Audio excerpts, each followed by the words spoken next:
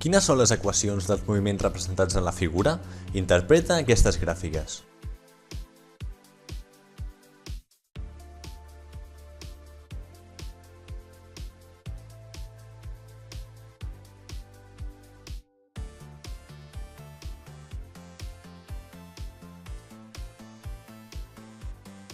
Acabem de dibuixar la gràfica.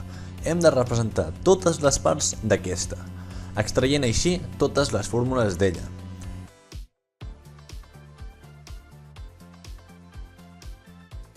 El que ens diu la gràfica és que el cos A temps 0 és a posició 9 i a temps 8 a posició 0.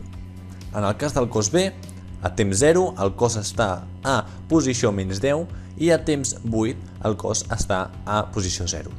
Amb aquestes dades extretes podem afirmar, fent servir la fórmula de MR1 i en el cas d'aquesta gràfica, que en el cos A 0 és igual a 9 més velocitat inicial multiplicat per 8 menys 0.